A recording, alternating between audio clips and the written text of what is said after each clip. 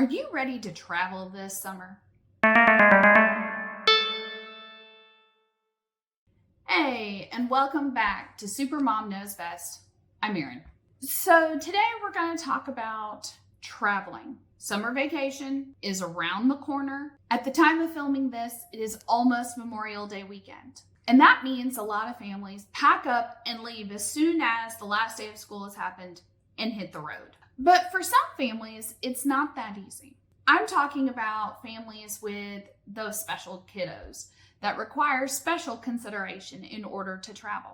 Now, this video, I'm going to do another two-parter. I find that kind of works best. I kind of like getting all my thoughts out on one thing and split it up into two, so then that way they're short and quick for you. I hope y'all like that format. Let me know what your thoughts are on it. But we're going to talk about food when traveling today. After I got married, I figured out what a picky eater my husband actually is. I hadn't noticed it when we were dating because most of the time we were eating out. But it wasn't until I had to start really cooking for him on a daily basis that I noticed he was a very picky eater.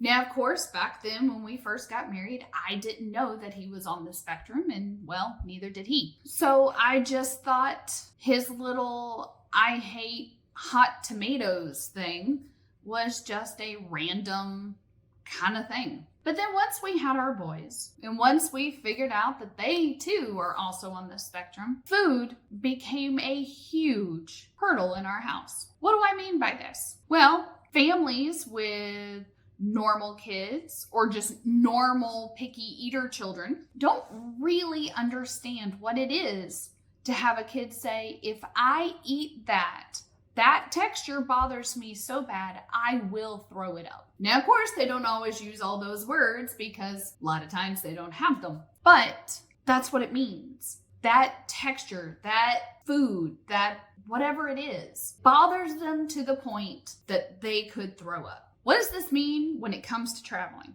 That is an excellent question. That means the parents have to really be on their game. If you luck out and you rent a beach condo and you're cooking most of your meals, well then, hey, it's a piece of cake. You know what your kid's gonna eat or not eat. So pack it and bring it and you're done. But what do you do if you're going over to somebody's house? Or you're going somewhere to where you're gonna have to eat out 90% of the time. What does that mean? That means we have to be quick. We have to read menus, and we have to talk to the people whose houses we're going to, be it friends or family, and find out what's on the menu. It is a tradition on my husband's side of the family where for major holidays, Memorial Day, Labor Day, 4th of July, that kind of thing, they would go to a friend's lake house. This is loads of fun. Jet skiing, riding in the boat, jumping off the dock. My husband loved it growing up, and now our children love it as they have been growing up. But that means I have to really pay attention to what the menu is. Everybody chips in, brings some food to share or to either have on your own, and everybody takes turns cooking different meals. Well, I figured out real quick that what everyone else was eating and liking, my crew wasn't necessarily. Now, I'm not talking about myself. I will eat pretty much anything, but my children won't. Especially my little one, who is the most pickiest out of the bunch. He's going into 7th grade and still eats like a toddler. Grilled cheese, cheese quesadilla, cheese pizza, chicken nuggets, macaroni and cheese. Are you seeing a pattern? That's how that one eats. Well, here it is, almost Memorial Day, and we are packing up and getting ready to head to go to the lake. I find out what the menu is, and then I ask him, what would you like as backup in case you decide you're not having it? He has decided either on a ham sandwich or ramen. Now, I know most parents who are lucky enough to be raising normal, typical children would sit there and go, what? Make that child sit down and eat what we are all having. Do not cook 14 different meals to make everyone happy. And I used to say the same thing. Before I had kids and before I met my husband, I swore up, down, left, right, and center I was not going to be a short order cook, and I was not going to cook a million meals to make everyone happy. let me tell you, I ate those words and I ate them pretty quick. Because when you see your baby refusing to eat, you have two options. You could be that parent that digs their heels in and says, no, you will eat what I fixed, or go to bed hungry. Or you can say, why aren't they eating what I fixed? And I better make something else so they don't go to bed hungry. Again, some parents would have no problems making this decision, but my little one, having the health issues that he had when he was little and refused to eat and became so unbelievably skinny and put on the failure to thrive list as an infant, our rule became just stick food in his face. Whatever he wants, I do not care. Give that child food. I can see his bones. Would you have done the same?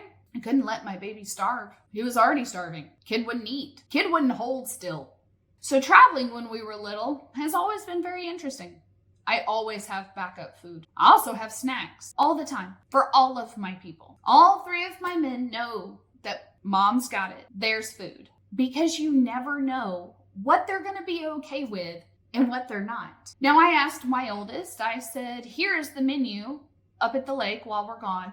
Are you okay with these items? He said, based on how it sounds, he feels like he would be fine and he's willing to try and eat it. Now, of course, I went ahead and bought extra bread and extra sandwich meat in case he decides, maybe not, I'll make myself a sandwich. I don't ever assume. I like to be prepared. Just because that kid says that he's fine with the menu does not mean he will eat it when it comes time. Yes, traveling with these types of kiddos can be very trying, but think it through. Be 8 steps ahead if you can, not only for your sake, but for theirs. It's okay if they don't want to eat the food that a person made that they're not familiar with and their cooking style is different from yours. These children are creatures of habit. You can't expect them to be willing to not only try something new, but try it cooked a way you wouldn't necessarily cook it. Don't throw up your hands. Don't be embarrassed. Just say, that's fine. And then you make them a thing of ramen. It's okay. If anybody judges you for it or thinks less of you, let them. Who cares? The important thing is that your baby had something that they could eat and that they were comfortable with and they felt relaxed in the environment that they are now in.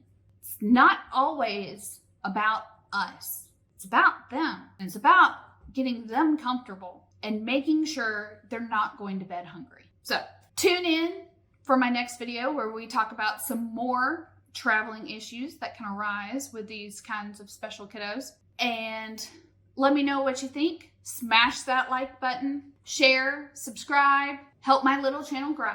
And I will see you next time.